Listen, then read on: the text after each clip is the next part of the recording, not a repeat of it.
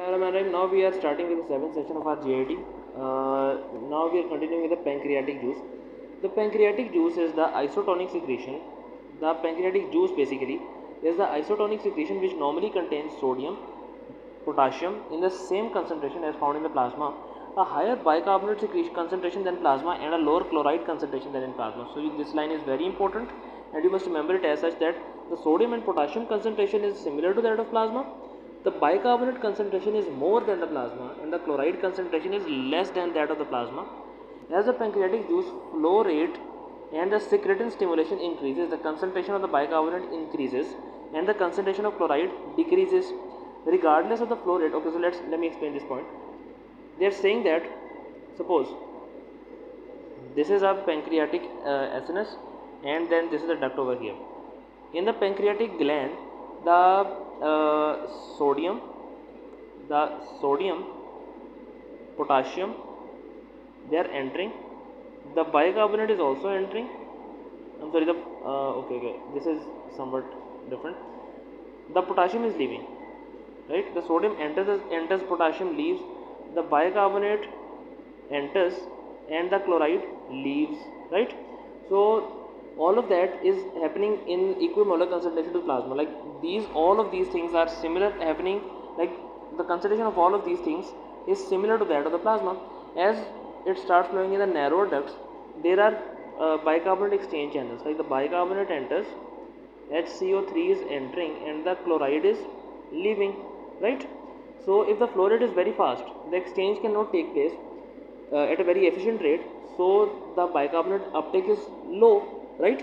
But if the flow rate is slow, so there is excessive bicarbonate reabsorption and excessive chloride elimination. So at the lower flow rates and when there is secretin mediated bicarbonate enhanced uptake of the bicarbonate, because secretin causes the bicarbonate release from the pancreas. So in these two situations, when the flow rate by the pancreas is reduced or when the secretin production is enhanced, in both these scenarios the bicarbonate production is increased. The pancreatic juice contains increased concentration of bicarbonate, remember it. Now let's remove this point and come back. So here you can see that regardless of the flow rate or the hormonal stimulation, the sodium concentration of the pancreatic secretion is always identical to that of the plasma. The chloride content of the pancreatic secretion decreases as the bicarbonate content increases, because they are exchanged. Whenever the pancreatic bicarbonate is increasing, the chloride content will be decreasing, right? Because the chloride and bicarbonate are exchanged from one another at the apical surface of the pancreatic ductal cells. The Uworld point is administration of the exogenous secretin stimulates the gastrin release from the gastrinomas. It is very important point. We do the secretin release test, and let me read it and then I will explain this to you. The administration of the exogenous secretin stimulates the gastrin release from the gastrinomas and can be used to differentiate the Zollinger-Ellison syndrome from other causes of hypergastrinemia, for example, the atrophic gastritis. In contrast, the secretin inhibits the release of gastrin from the normal gastric cells. So there is some phenomena due to virtue of which the gastrin production from the normal G cell, that the gastrin is being produced by the G cells present in the G cells which are present in the antrum of the stomach. The G cells produce the gastrin, right? Now the secretin that is produced by the secretin that is produced by the S cells that normally inhibit these gastrin cells to produce the gastrin. So in the physiologic state, the gastrin production by the G cells is inhibited due to the secretin. But there is a paradoxical effect that is seen in the case of Zollinger-Ellison syndrome or the gastrinomas, that secretin will paradoxically increase the production of gastrin by the gastrinomas, as in the case of Zollinger-Ellison syndrome. So if we give the secretin to a person who is having hypergastrinemia, and in response to secretin administration the gastrin level increases further, it means that the person is suffering from the Zollinger-Ellison syndrome or some other condition associated with the gastrinomas.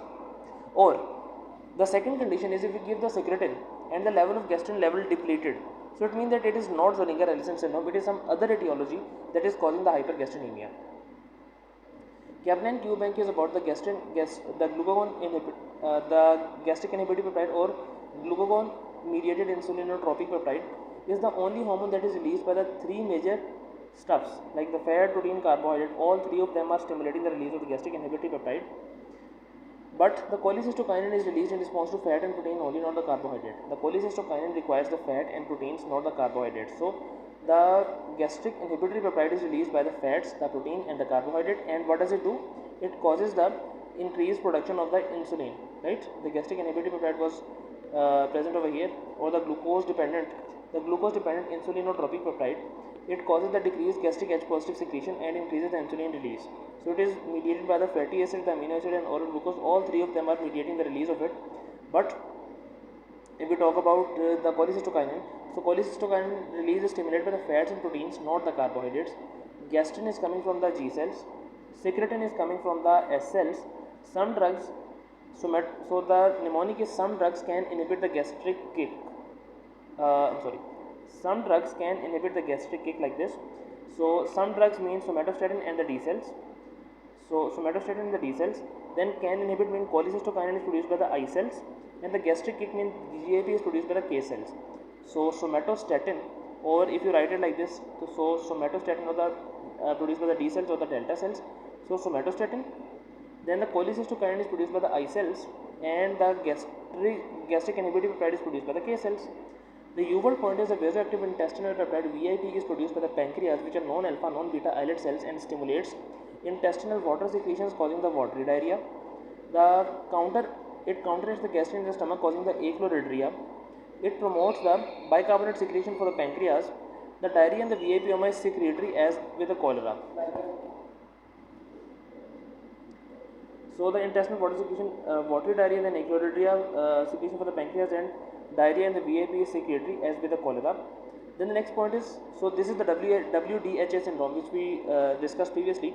Like there will be watery diarrhea, there will be hypokalemia, and then there will be achloridria, and the diarrhea that is caused by the VIPoma is going to be secretory in nature. Then we have the leptin.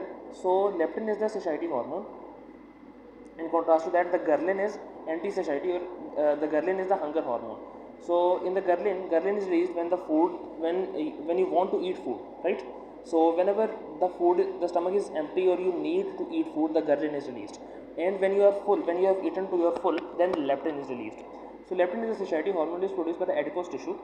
Mutation of the leptin gene will lead to congenital obesity because of the leptin gene is not there, leptin is not produced, and you are never satiated. You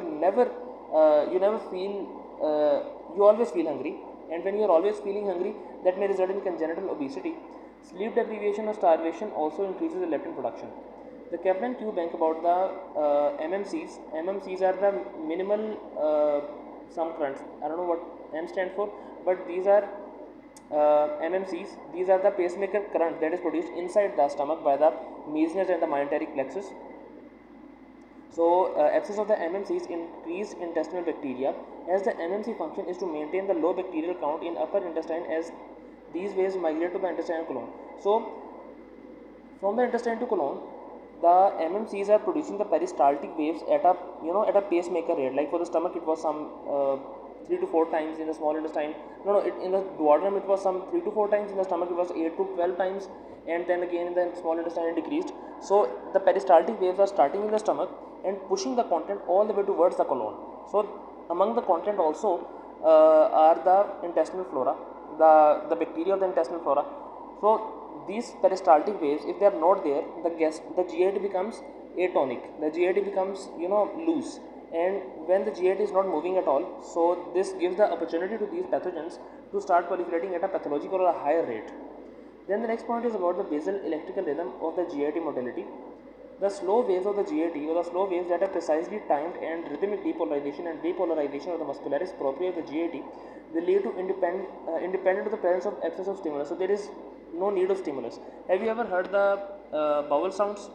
When you put the stethoscope on either side of the umbilicus, then you hear the bowel sounds. If you auscultate that for 1 minute, so in 1 minute you sometimes get 3 to 4 bowel sounds. So those bowel sounds are not in response to any kind of stimulus. They are the intrinsic ability of the gut to contract at a particular rate in a rhythmic fashion. So independent of the presence of stimulus, move from the oral to the anal direction. Find out what the intestinal cells of Kajal are. The intestinal cells of Kajal are the pacemaker cells, and they control the gut motility. And if there is some tumor in the Kajal cell, that is called the gastrointestinal stromal tumor or GIST tumor, that is produced due to the C-KIT problem. Then we have important gastrointestinal hormones. We have seen that in the detail in the previous table. Now let's talk about the Uworld table again.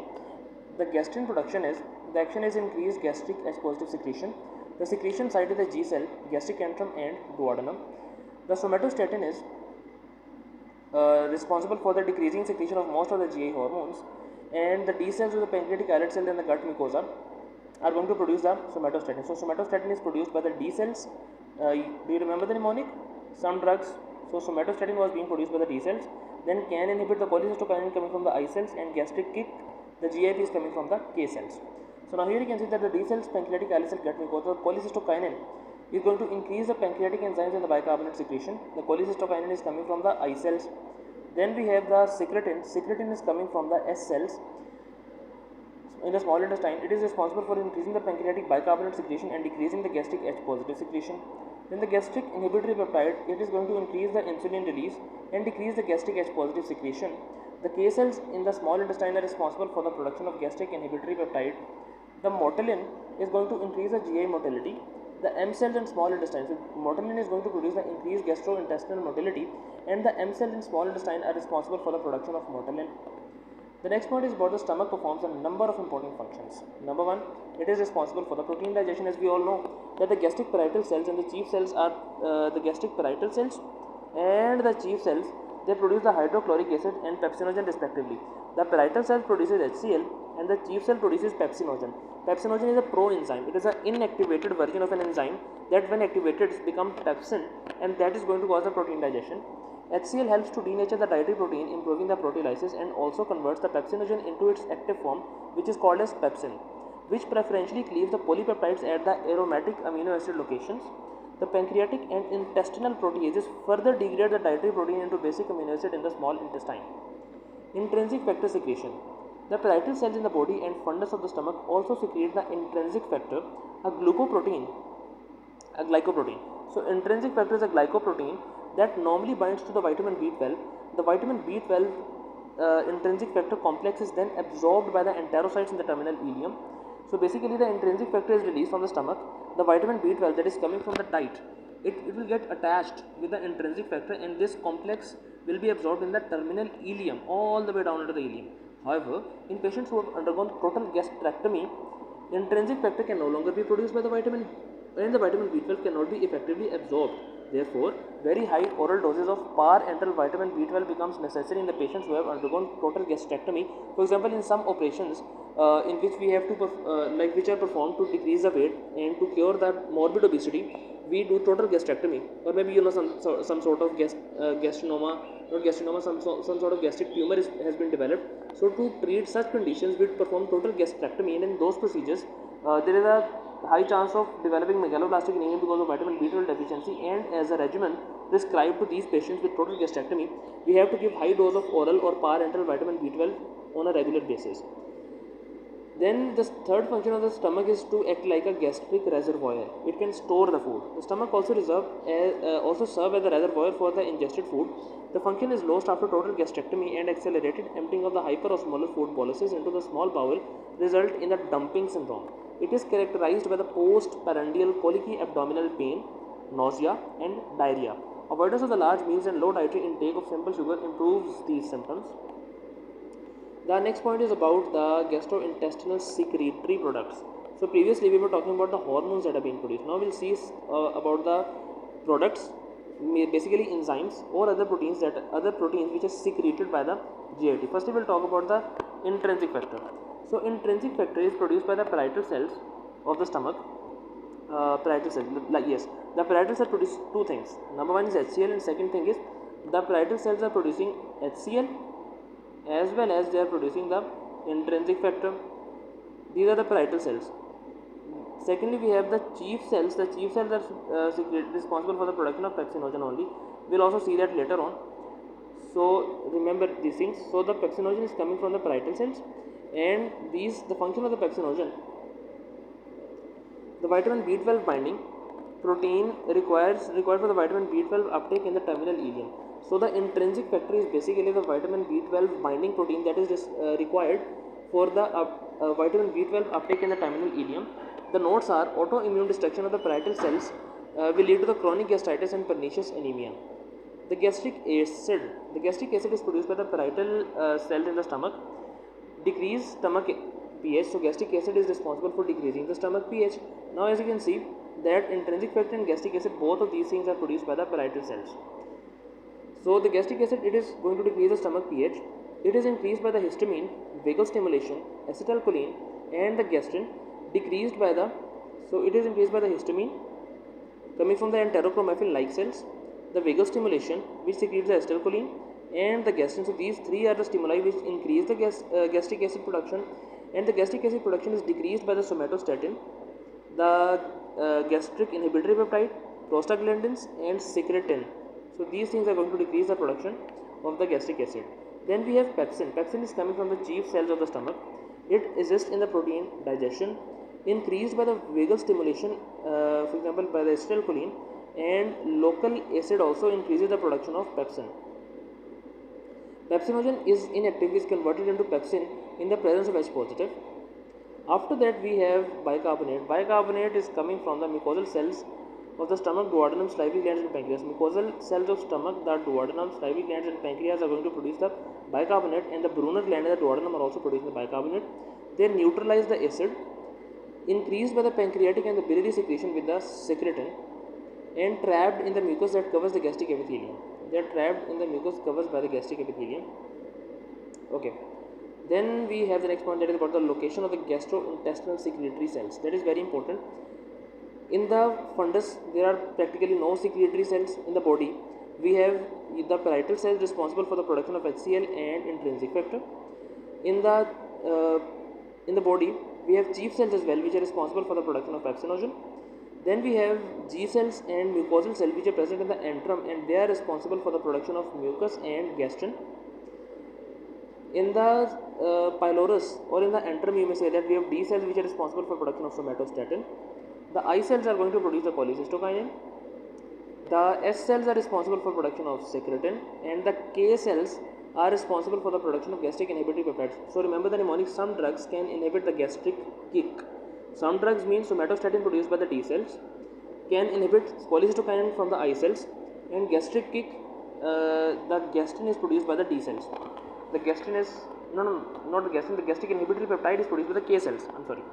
Okay, so now let's see the mechanism of action of these secreted products. Now here you can see that the vagus nerve comes and stimulates the parietal cells, right? So it can cause a parietal cell stimulation directly by the acetylcholine to release HCl and intrinsic factors. It may also stimulate the G cells via gastrin releasing peptide GRP to stimulate the gastrin. This gastrin will either go directly to the parietal cells to start the release. The gastrin will either go directly to the parietal cell to start the release of HCl, or they may stimulate the enterochromaffin-like cells, which will produce histamine, and they will ultimately stimulate the parietal cells. Then the vagus nerves, they can also produce the acetylcholine on the delta cells, and I guess they inhibit the delta cells too, and thus the somatostatin production is inhibited by the vagus nerve, because we have seen in this table all the way up here that the somatostatin production, where was it? The somatostatin production is over here, and that is decreased by the vagal stimulation. Now let's move forward we have done that. Yes, we have seen this, even this table. The gastrin leads to acid secretion primarily through its efferent on the enterochromaffin-like cells, leading to the histamine release rather than through its direct effect on the parietal cells. So the main action of the gastrin is on the enterochromaffin-like cells, and those enterochromaffin-like cells will release histamine, and that histamine will in turn stimulate the parietal cells rather than through its direct effect on the parietal cells. The gastric acid secretion, the gastric acid secretion is from the parietal cells of the stomach.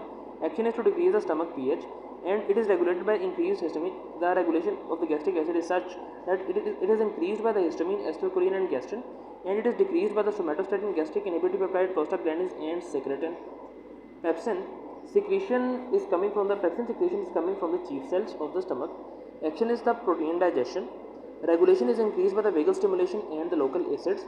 Pepsinogen is inactive, it is converted into pepsin in the presence of H positive. Okay. There is the USMLE RX point that chronic use of antacids will lead to protein maldigestion due to the inactivation of pepsinogen in the stomach.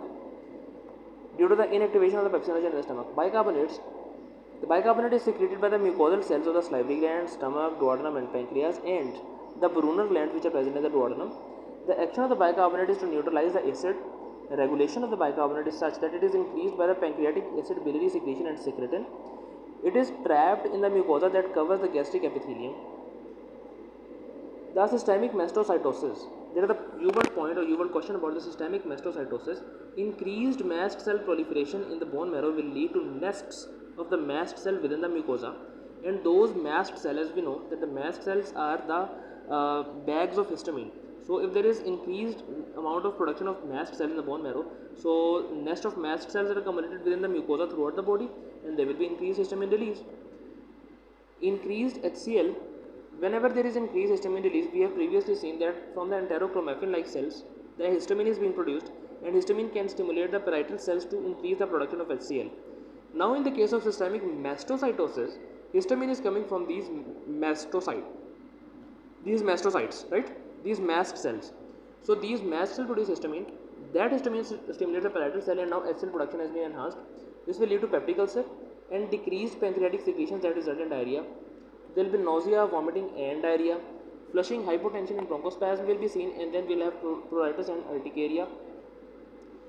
Uworld point about the regulation of stomach acid secretion is classically the stimulation of the acid secretion within the stomach is separated into three phases. Number one is the cephalic phase. Then we have the cephalic phase over here. This is the cephalic phase. Then we have the gastric phase, and after the gastric phase we have the intestinal phase. So the cephalic phase is mediated primarily by the cholinergic and the vagal mechanisms, and is triggered by thought, sight, smell, and taste of the food. Like you have not eaten anything, you're just thinking about eating a pizza, and just the thought of having it increase the acid production in the stomach. So there is a cephalic phase of the acid production, acid secretion in the stomach, which is mediated by thought, sight, smell, and taste of the food. The gastric phase is mediated by the presence of gastrin, which stimulates the histamine secretion and therefore indirectly acid secretion, and is triggered by the chemical stimulus of the food distension of the stomach. So that is triggered by the chemical stimulus of the food distension by the stomach. The intestinal phase is initiated when the protein containing food enters the duodenum. By this phase, but this phase plays only a minor role in stimulating the gastric acid secretion. So when the food enters the protein rich food enters the duodenum, so even that can stimulate the gastric acid production, but that plays a minor role. The major role is produced by the gastric phase when the food has entered the stomach, and the gastrin production is enhanced, and then histamine is produced, and ultimately the parietal cells is stimulated, and acid secretion is there, and stuff like that. In fact, the intestinal influences are affected by the down regulation of gastric acid secretion after a meal. Okay. So down regulation of the gastric acid secretion after a meal, the ileum and colon release peptide YY. The ileum and colon are responsible for the release of peptide YY, which binds to the receptor on the endocrine histamine containing cells described as the enterochromaffin like cells. Such binding counteracts the cephalic and gastric phases of the acid secretion by inhibiting the gastrin stimulated histamine released by the enterochromaffin cells. Other factors that inhibit the acid secretion include the somatostatin and prostaglandins. So basically the intestinal phase is responsible for inhibition of the gastric acid production. The intestinal influences are effective in down regulating the gastric acid secretion after a meal. The ileum and colon release the peptide YY, which binds to the receptor on the endocrine histamine containing cells described as the enterochromaffin like cells. Such binding counteracts the cephalic and the gastric phase of the acid secretion by inhibiting the gastrin stimulated histamine release from the enterochromaffin like cells. Other factors that inhibit the secretion include the somatostatin and the prostaglandins. The pancreatic secretions, we know that it is an isotonic fluid. Why isotonic? Because the major electrolyte that is responsible for tonicity of any fluid is the sodium, and sodium in the pancreatic fluid is in equimolar concentration to that of the plasma. So that is why we call the pancreatic fluid to be the isotonic fluid. In low flow states, it has high chloride, and in the high flow state, it has high bicarbonate. What? In low flow states, it has high chloride? I don't think so. I actually do not think so, because I think it is not the right thing. I will confirm it later on, because it is like, what's page number? It's page number 98. A few pages back, when we were talking about the pancreatic secretion, like maybe over here, it was let me find it. Yeah. So here they are saying that as the pancreatic juice flows, as the pancreatic juice flow rates and as the pancreatic juice flow rates and secretin stimulation increases, like in the increased flow rate, the concentration of bicarbonate increases and the concentration of chloride decreases. So if I'm getting it right, so they are saying that whenever we have an increased concentration, whenever we are having an increased concentration, whenever the flow rate is increased, right? So due to the increased flow rate, the concentration of bicarbonate increases and stimulation of chloride decreases. Okay. So with increasing the flow rate, we have increased the concentration of bicarbonate. Okay, I got it. Actually, I explained a point previously that was absolutely wrong. Now let me explain it again. So they're saying that actually I just heard it in the BNB and I heard it wrong. Now let me correct that. So when the flow rates are increased, suppose these are the channels from which the sodium is coming inside, the potassium is leaving the cells, and then we have bicarbonate and chloride and stuff like that. So forget about losing the potassium.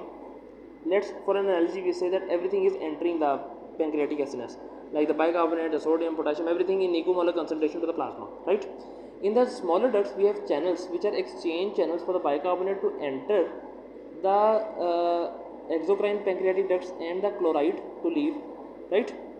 The bicarbonate is entering and the chloride is leaving. Whenever there is high flow rate, so the thing is that in the high flow rate, the bicarbonate is continuously being washed away, and when the bicarbonate is washed away, there is a vacancy of bicarbonate, so more and more bicarbonate starts entering the cells, and in exchange for that, more and more chloride is leaving the cells, right? So this is the phenomena which is happening. The previously explained, the previous explanation which I gave in the maybe 4th session or 5th session, that was wrong. I'm sorry for that. So the basic mechanism is the washout of bicarbonate by the high flow rates, and resultantly more bicarbonate is entering and more chloride is leaving. So in the high flow rates, we have more bicarbonate and less chloride. Now let's come back to the discussion. We were discussing it over here, page number 1098. Yes. So they're saying that in the high flow rates we have high bicarbonate, and in the low flow rates we have high chloride. The other enzymes which are present in the pancreatic juice include the alpha amylase.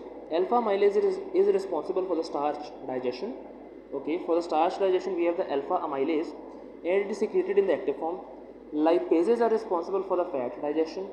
The proteases are responsible for the protein digestion. The main proteases are trypsin, chymotrypsin, elastases, and carboxypeptidases. They are secreted as proenzymes and are known as zymogens. The trypsinogens is the proenzyme of the trypsin. It is converted to active enzyme trypsin. It is converted to active enzyme trypsin. Okay. It is converted to the active enzyme trypsin, leads to activation of other proenzymes and leaving the additional trypsinogen molecules into active trypsin by the positive feedback loop. So trypsinogen is released in the proenzyme, it is converted into trypsin, and then that trypsin will convert other hormones as well as trypsinogen into its active form. So this is the positive feedback loop. Converted to trypsin by the enterokinase. The trypsinogen is converted to trypsin by the enterokinase, enteropeptidase, and the brush border enzymes on the duodenal and the jejunal mucosa. Now here you can see the mechanism of chloride and bicarbonate exchange over here. So SNR cells and enzymatic proportion is taking place over there. The ductal cells, in the ductal cells you can see that there is bicarbonate and chloride exchanger. The bicarbonate chloride exchanger is stimulated by the secretin. The secretin enhances the chloride reabsorption. So whenever there is enhanced production of secretin, or whenever there is an increased flow rate, in both these situations we'll have increased amount of bicarbonate in the pancreatic juice and decreased chloride level. And in contrast to that, if we are having a low flow rate or maybe low level of secretin production, so the chloride level will be increased in comparison to plasma. When I'm saying that there is high bicarbonate, so high bicarbonate in comparison to plasma. And if I'm talking about high chloride or maybe low chloride, so that is also compared to the plasma chloride levels. Now let me move forward. So this is a very good table. I guess they have taken it from the BNB. So they are saying that the sodium and the potassium concentrations, they remain constant, they never change. Like on the x-axis we have the flow rate. We are increasing the flow rate in the towards the right direction, and the concentration of different substances is depicted over here. So when the flow rate is increasing, there is no change in sodium and potassium concentration, they remain constant. But initially you can see that when the flow rate was very low, the chloride level was at 100. it started dropping down all the way until it plateaued. And initially when the flow rate was low, the bicarbonate level was at level 40, it was very low, and as we increased the flow rate, the level of bicarbonate started increasing. So the flow rate is directly proportional to bicarbonate concentration, you may say that, because increasing the flow rate will increase the bicarbonate concentration in the pancreatic fluid, right? So you may make any kind of analogy, but remember that increasing the flow rate will increase the bicarbonate secretion, bicarbonate concentration of the pancreatic fluid, and increasing the flow rate will decrease the chloride concentration of the pancreatic fluid. Now here you can see again, this is a table like flow rates and the concentration in milliequivalents. So what is that? It is a salivary secretion. So salivary secretions are different from those of the pancreatic secretions. In the case of salivary secretions, the level of sodium and potassium are not constant. Increasing the salivary flow rate will increase the sodium concentration. It will decrease the potassium concentration. Increasing the flow rate increases the sodium, decreases the potassium, increases the bicarbonate, and also increases the chloride. So the whole dynamic is very different. So for the pancreas, we must remember that increasing the flow rate will increase bicarbonate, decrease the chloride, and sodium potassium are constant. But in the case of salivary gland, sodium, bicarbonate, chloride, all three of them are increasing, but the potassium is decreasing. Moving forward to the next point, that is about the mutations which are affecting the inactivating cleavage site of the enzyme, the trypsinogen.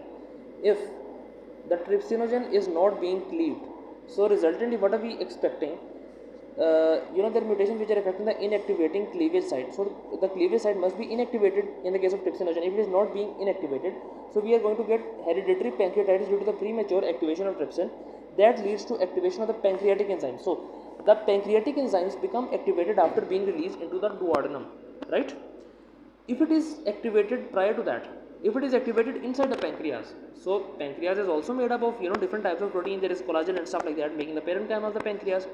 If the trypsinogen, which is a protein digesting enzyme, becomes activated inside the pancreas, it will start digesting the pancreas itself. And if the pancreas is being digested, so we get pancreatitis, right? So due to the premature activation of trypsin, that will lead to activation of pancreatic enzymes, ultimately leading to autodigestion. The body protects itself from the premature activation of trypsin by two mechanisms.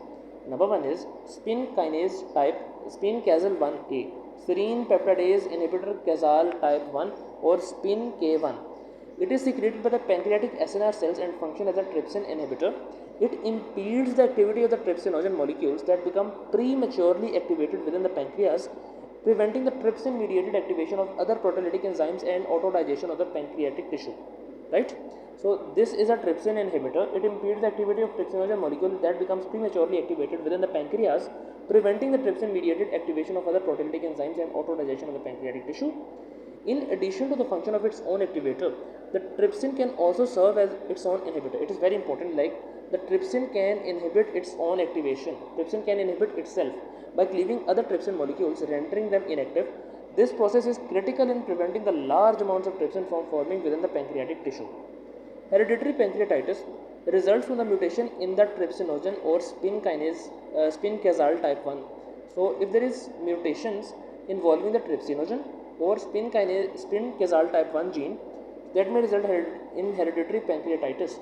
The most common mutation leading to the production of abnormal trypsin that is not susceptible to inactivating cleavage by the trypsin. The most common mutation leads to the production of abnormal trypsin that is not susceptible to inactivation by trypsin. So there is production of such kind of trypsin that will not be inactivated by the trypsin, and resultantly, since there is always a small amount of trypsinogen that activates prematurely within the pancreatic acinine ducts, these protective mechanisms are critical for preventing the pancreatic autodigestion. As such, patients with hereditary pancreatitis experience recurrent attacks of acute pancreatitis. We'll see the pathophysiology and details of the acute pancreatitis later on in the discussion, inshallah. So now we are going to talk about the Uworld point. The postprandial alkaline tide is defined as increased plasma bicarbonate and decrease in plasma chloride secondary to the surge of acid within the gastric lumen. In the gastric lumen, like suppose this is the stomach. In the stomach, we know that there is increased production of HCl. When the HCl is released into the circulation, so what are we happening? From where is the chloride coming? We say that in the parietal cell we have hydrogen, potassium, ATPase is. For hydrogen molecules to enter the cell, potassium is leaving, right? Clear? Okay, we got the concept of hydrogen, potassium, ATPases. Secondly, there is another concept in which the chloride, when it uh, when the chloride enters the stomach to make HCl to bind the H positive ions, the bicarbonate ion is leaving the stomach, right? So when the bicarbonate ion is leaving the stomach, this bicarbonate enters the plasma. So when you eat the food, the bicarbonate from the stomach is entering the plasma, and that will result in the alkaline tide. I hope this concept is clear to you. The next thing that you must remember is the gastric venous blood has higher pH than the arterial blood. It is very important due to the increased bicarbonate reabsorption. It is the same mechanism that because the bicarbonate is constantly being reabsorbed into the venous circulation, so the gastric venous blood has a higher pH than the arterial blood because of the increased bicarbonate reabsorption in the venous blood during the synthesis of gastric acid. Now let's talk something about the carbohydrate reabsorption. The carbohydrate reabsorption, the very first thing that you must always remember and you must never forget is that only the monosaccharides like glucose, galactose and fructose are absorbed by the enterocytes. Nothing more than a monosaccharide will ever be absorbed. No disaccharide, no trisaccharide, nothing. Only monosaccharide will be absorbed. Right? There are some pharmacological therapies in which we use this maneuver to treat the constipation. Right? And there is a pathology that we call lactose intolerance, in which the brush border enzymes are deficient, and we have lactose. Lactose is a disaccharide. It contains the glucose and galactose. So if the lactose is not broken down into glucose and galactose, nothing will be absorbed, and that will stay inside the colonic mucosa. And if it is present inside the colonic lumen, so that will result in the production of diarrhea because of excessive water reabsorption. We'll see the pathology later on, but remember, only the monosaccharides are going to be reabsorbed from the GIT. Glucose and galactose are taken up by the SGLT1, a sodium dependent. The glucose and the galactose, they are taken up by the SGLT1. Fructose is taken by the facilitated diffusion by the GLUT5. 5 starts with F, fructose starts with F, so fructose is taken by the GLUT5. All are transported to the blood by the GLUT2. So remember that the GLUT2, they have not drawn a picture of that. Okay, so suppose this is a cell, this is the gastric lumen, and this is the basolateral side from which the substance are entering the blood. You may write in blood. So in the luminal side, here we have the SGLT1. SGLT1. This is responsible for the absorption of glucose and galactose, right? And there is another channel that is called as the GLUT5, and the GLUT5 is responsible for the absorption of fructose, and the fructose is coming. So the GLUT5 is responsible for the absorption of the fructose, and everything that is entered the cell, including the glucose, the galactose and the fructose, all of them will enter the blood via GLUT2, right? So remember this point. Then we have this point that D-xylose absorption test distinguishes the GI mucosal damage from other causes of malabsorption. The D-xylose is readily absorbed by the GI mucosa. So if the D-xylose is being reabsorbed, and even then we are having problems of malabsorption, even then we are getting steatoria, even then the patient is presenting to you with progressive malabsorptive symptoms of weakness and stuff like that. So the problem is, if the D-xylose is being reabsorbed normally, so the problem is something else is inhibiting the there is something in the GIT that is inhibiting the reabsorption. The gastric brush border enzymes are normal. Maybe the pancreatic enzymes are not being produced. Maybe the lipases are not there, or anything. The brush border is normal. The problem is lying somewhere else. But if the D-xylose is not being reabsorbed, so then we know that there is problem with the GI lining. Like suppose there is Crohn's disease or maybe ulcerative colitis, stuff like that. Anything that is disturbing the GI mucosa, and that is the cause of the malabsorption. So that is cleared by the D-xylose test. So here you can see that the lumen of intestine, there is a secondary active transport in which sodium and glucose and galactose travel via secondary active transport. We have seen the secondary active transport. Actually, the secondary active transport concept is that there is a channel. Suppose there is a channel which is sodium potassium ATPase. The sodium potassium ATPase pumps the sodium outside and potassium inside. Now this pumping of sodium outside develops a sodium gradient outside the cell. There is high amount of sodium outside. Now this sodium across the concentration gradient will move into the cell, and when it will move into the cell, it will take glucose and galactose along with that. The first process in which the sodium was pumped outside, that consumed ATP. This was primary active transport. And the second process in which the sodium was moving down the concentration gradient, that did not consume ATP, and this is called as secondary active transport, that is happening without direct consumption of ATP. So the sodium, the glucose and lactose transport along with sodium is happening due to secondary active transport, and then the glucose and lactose are absorbed by the facilitated diffusion by the GLUT2, and sodium potassium exchange is happening over there and stuff like that. There is a Kaplan Q-bank question, that is, in rehydrating solution, why is there glucose with the sodium? It is a very important point. Like, we always add glucose with the sodium because the glucose is transported in an equivalent amount with the sodium. So that is why in the rehydrating solution we add sodium along with the glucose, right? Okay, because both of these things increase the reabsorption of each other. Then the next point is about the vitamin mineral absorption. We'll read this vitamin mineral absorption in the next session. Until then, Allah Hafiz, fi amanillah, and take care.